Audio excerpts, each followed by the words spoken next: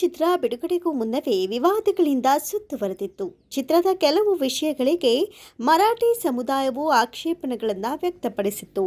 ಆದರೆ ಬಿಡುಗಡೆಗೂ ಮುನ್ನ ಅದನ್ನು ಸರಿಪಡಿಸಲಾಗಿತ್ತು.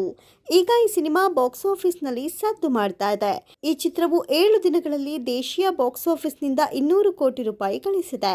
ಈ ಚಿತ್ರವು ಛತ್ರಪತಿ ಸಂಭಾಜಿ ಮಹಾರಾಜರ ಶೌರ್ಯದ ಕಥೆಯನ್ನ ಒಳಗೊಂಡಿದೆ. ಇದರಲ್ಲಿ ವಿಕ್ಕಿ ಕೌಶಲ್ ಜೊತೆಗೆ ರಶ್ಮಿಕಾ ಮಂದಣ್ಣ ಪ್ರಮುಖ ಪಾತ್ರದಲ್ಲಿದ್ದಾರೆ. ಗೋವಾ ಮತ್ತು ಮಧ್ಯಪ್ರದೇಶದಲ್ಲಿ ಈ ಚಿತ್ರವನ್ನ ತೆರಿಗೆ ಮುಕ್ತಗೊಳಿಸಲಾಗಿದೆ. ಈಗ ಪ್ರಧಾನಿ ನರೇಂದ್ರ ಮೋದಿ ಚಾವಾ ಚಿತ್ರವನ್ನ ಹೊಗಳಿದ್ದಾರೆ. ನಿನ್ನೆ ಪ್ರಧಾನಿ ನರೇಂದ್ರ ಮೋದಿ ಅವರು ಮರಾಠಿ ಸಾಹಿತ್ಯ ಸಮ್ಮೇಳನಕ್ಕೆ ಆಗಮಿಸಿದಾಗ ಸಾಹಿತ್ಯ ಮತ್ತು ವಿಜ್ಞಾನದ ಜೊತೆಗೆ ಸಿನಿಮಾದ ಬಗ್ಗೆಯೂ ಪ್ರಸ್ತಾಪಿಸಿದ್ರು.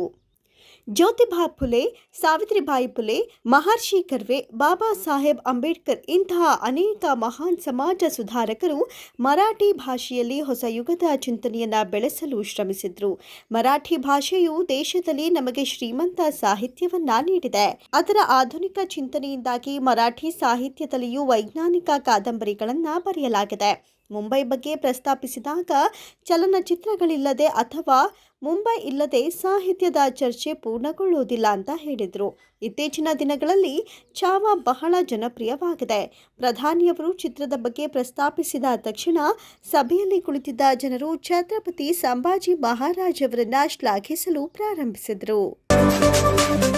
ನಟ ಕಾಶಿನಾಥ್ ನಾಯಕತ್ವದಲ್ಲಿ ಅವಳೇ ನನ್ನ ಹೆಂಡತಿ ಸಿನಿಮಾವನ್ನ ನಿರ್ದೇಶಿಸಿದ್ದ ಎಸ್ ಉಮೇಶ್ ಅವರು ನಿಧನರಾಗಿದ್ದಾರೆ. 80ರಿಂದ 90ರ ದಶಕದಲ್ಲಿ ಹಲವು ಕೌಟುಂಬಿಕ ಸಿನಿಮಾಗಳ ಮೂಲಕ ಕನ್ನಡ ಸಿನಿಪ್ರಿಯರ ಗಮನ ಸೆಳೆದಿದ್ದ ಎಸ್ ಉಮೇಶ್ ಅವರು ದೀರ್ಘಕಾಲದ ಅನಾರೋಗ್ಯ ಸಮಸ್ಯೆಗಳಿಂದ ಬಳಲ್ತಾ ಇದ್ರು. ಅವರು ನಿನ್ನೆ ನಿಧನರಾಗಿದ್ದಾರೆ. ಉಮೇಶ್ ಅವರ ನಿಧನಕ್ಕೆ ಕನ್ನಡ ಚಿತ್ರರಂಗದ ಗಣ್ಯರು ಸಂತಾಪ ಸೂಚಿಸಿದ್ದಾರೆ. ಕಿಡ್ನಿ ಸಮಸ್ಯೆಯಿಂದ ಬಳಲುತ್ತಿದ್ದ ಉಮೇಶ್ ಕೆಲ ವರ್ಷಗಳ ಹಿಂದೆ ಆರ್ಥಿಕ ಸಹಾಯಕ್ಕಾಗಿ ಮನವಿ ಮಾಡಿಕೊಂಡಿದ್ರು. ಆಗ ಕೆಲವರಿಂದ ಅವರಿಗೆ ಆರ್ಥಿಕ ಸಹಾಯವೂ ದೊರಕಿತ್ತು. ನಿನ್ನೆ ಮಧ್ಯಾಹ್ನ ಬೆಂಗಳೂರಿನ ಬನಶಂಕರಿ ಚಿತಾಗಾರದಲ್ಲಿ ಅವರ ಅಂತ್ಯಕ್ರಿಯೆಯನ್ನ ಮಾಡಲಾಗಿದೆ. ಎಸ್ ಉಮೇಶ್ ಅವರು ಕಾಶಿನಾಥ್ ನಟನೆಯ ಅವಳೇ ನನ್ನ ಹೆಂಡತಿ ಸಿನಿಮಾದ ಮೂಲಕ ಸ್ಯಾಂಡಲ್ವುಡ್ಗೆ ನಿರ್ದೇಶಕರಾಗಿ ಪ್ರವೇಶ ಮಾಡಿದ್ರು. ಕಾಶಿನಾಥ್ ಆಗಿನ್ನೂ ಚಿತ್ರರಂಗಕ್ಕೆ ಹೊಸಬರು. ಅವರಿಗೂ ಈ ಸಿನಿಮಾ ದೊಡ್ಡ ಯಶಸ್ಸನ್ನ ತಂದುಕೊಟ್ಟಿತ್ತು.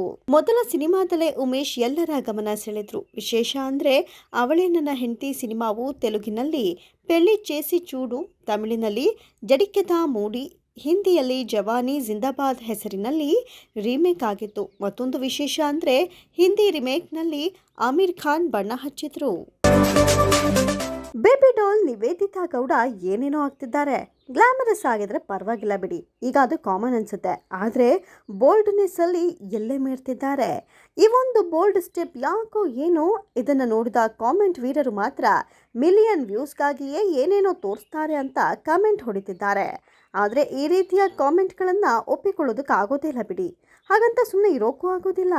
ನಿವೇದಿತಾ ಏನಾದರೂ ಕ್ರಮ ತೆಗೆದುಕೊಳ್ಬೇಕು, ಇಲ್ಲ ಕಾಮೆಂಟ್ ಬ್ಲಾಕ್ ಮಾಡಿಬಿಡಬೇಕು. ಆದರೆ ಕಾಮೆಂಟ್ ವೀರರಿಗೇನೆ ಈ ವಿಡಿಯೋವನ್ನು ನಿವೇದಿತಾ ಮಾಡ್ತಿದ್ದಾರೋ ಏನೋ ಅನ್ಸುತ್ತೆ. ಕಾರಣ ಕಾಮೆಂಟ್ ಬಾಕ್ಸ್ ಓಪನ್ ಆಗಿದೆ, ಮುಕ್ತವಾಗಿಯೇ ಇದೆ. ನಿವೇದಿತಾ ಗೌಡ ವಿಡಿಯೋಗಳನ್ನು ನೋಡಿದವರು ಮೊದಲು ಮೆಚ್ಚಿಕೊಳ್ತಾ ಇದ್ರು. ಆದರೆ ಚಂದನ್ ಶೆಟ್ಟಿಯ ಬಾಳಿನಿಂದ ಎದ್ದು ಬಂದ ಮೇಲೆ ಕಾಮೆಂಟ್ ವೀರರಿಗೆ ಧೈರ್ಯ ಜಾಸ್ತಿ ಬಂದಂತೆ ಇದೆ. ಅದೆಷ್ಟು ಅಂದರೆ ಹೇಳೋರಿಲ್ಲ ಕೇಳೋರಿಲ್ಲ. ಮನಸ್ಸಿಗೆ ಬಂದಂತೆ ನಿವೇದಿತಾ ರೀಲ್ಸ್ ವಿಡಿಯೋಗಳಿಗೆ ಕಾಮೆಂಟ್ ಹಾಕ್ತಿದ್ದಾರೆ. ಡೈರೆಕ್ಟರ್ ಜೋಗಿ ಪ್ರೇಮ್ ಸದ್ಯ ನೆದರ್ಲ್ಯಾಂಡಲ್ಲಿಯೇ ಇದ್ದಾರೆ. ದೂರದ ಈ ದೇಶದಲ್ಲಿ ಲೊಕೇಶನ್ ಹಂಟಿಂಗ್ ಶುರು ಮಾಡಿದ್ದಾರೆ. ತಮ್ಮ ಕೇಡಿ ಚಿತ್ರದ ಕೊನೆಯ ಹಾಡಿನ ಚಿತ್ರೀಕರಣಕ್ಕಾಗಿಯೇ ಈ ದೇಶಕ್ಕೆ ಬಂದಿದ್ದಾರೆ. ಆ ವಿಷಯವನ್ನ ಸ್ವತಃ ಜೋಗಿ ಪ್ರೇಮ್ ತಮ್ಮ ಸೋಷಿಯಲ್ ಮೀಡಿಯಾ ಪೇಜ್ನಲ್ಲೂ ಬರೆದುಕೊಂಡಿದ್ದಾರೆ. ನೆದರ್ಲ್ಯಾಂಡ್ನ ಆಮ್ಸ್ಟರ್ಡ್ಯಾಮ್ನಲ್ಲಿ ಸುಂದರವಾದ ಲೊಕೇಶನ್ಗಳೇ ಇವೆ.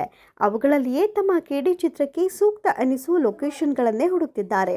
ಆ ವಿಚಾರವನ್ನು ಸ್ವತಃ ಜೋಗಿ ಪ್ರೇಮ್ ತಮ್ಮ ಇನ್ಸ್ಟಾಗ್ರಾಮ್ ಪೇಜ್ನಲ್ಲಿಯೇ ಹೇಳಿಕೊಂಡಿದ್ದಾರೆ.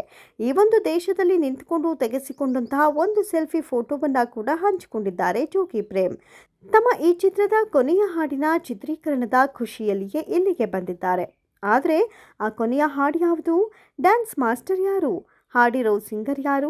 ಈ ಹಾಡಿನಲ್ಲಿ ಯಾರೆಲ್ಲ ಇರ್ತಾರೆ ಅನ್ನೋ ಈ ಮಾಹಿತಿಯನ್ನ ಇನ್ನು ಬಿಟ್ಕೊಟ್ಟಿಲ್ಲ. ಆದ್ರೆ ತಾವು ಚಿತ್ರದ ಹಾಡಿನ ಚಿತ್ರೀಕರಣಕ್ಕೆ ಬೇಕಿರೋ ಲೊಕೇಶನ್ ಹಂಟಿಂಗೇನೆ ಬಂದಿರೋದನ್ನ ಹೇಳ್ಕೊಂಡಿದ್ದಾರೆ. ಈ ಹಿಂದಿನ ಶಿವ ಶಿವ ಹಾಡಿಗೆ ಜನರು ತೋರಿರೋ ಪ್ರೀತಿಗೆ ಧನ್ಯವಾದಗಳು ಅಂತಲೂ ಹೇಳ್ಕೊಂಡಿದ್ದಾರೆ. ಚಿತ್ರದ ಮತ್ತೊಂದು ಹಾಡು ಆದಷ್ಟು ಬೇಗ ರಿಲೀಸ್ ಆಗತ್ತೆ ಅಂತಲೂ ಹೇಳಿದ್ದಾರೆ. ಈ ಕೇಡಿ ಸಿನಿಮಾದ ಇತರ ವಿಚಾರಕ್ಕೆ ಬಂದ್ರೆ ಚಿತ್ರದ ಮೊದಲ ಭಾಗದ ಚಿತ್ರೀಕರಣ ಆಗಿದೆ ಅನ್ನೋ ಸುದ್ದಿ ಇದೆ. ಕಳೆದ 3 ವಾರಗಳಿಂದ ಸಿಸಿಎಲ್ ಪಂದ್ಯಗಳು ನಡೆಯುತ್ತಿದೆ. 2025ರ ಪಂದ್ಯಗಳು ದೇಶದ ಬೇರೆ ಬೇರೆ ಸ್ಥಳಗಳಲ್ಲಿ ನಡೆದಿದೆ. ಈ ಬಾರಿ ಭಾಗವಹಿಸಿದ 7 ಪಂದ್ಯಗಳು ಕೂಡ ರೋಚಕತೆಯಿಂದ ಕೂಡಿತ್ತು. ಈ ವೀಕೆಂಡ್ನಲ್ಲಿ ಸೂರತ್ನಲ್ಲಿ 4 ಹೈವೋಲ್ಟೇಜ್ ಪಂದ್ಯಗಳು ನಡೆಯಲಿವೆ.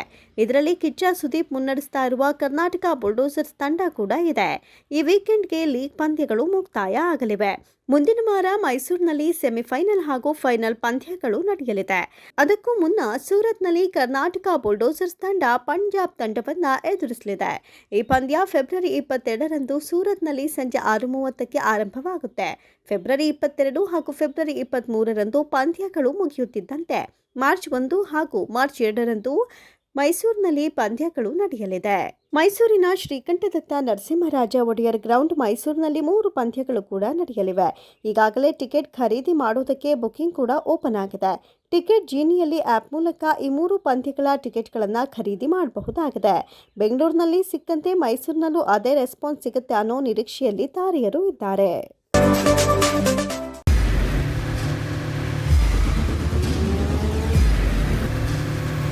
ಪ್ರಜಾಮಾರ್ಗ ನ್ಯೂಸ್, ಇದು ಜನಸಾಮಾನ್ಯರ ಧ್ವನಿ.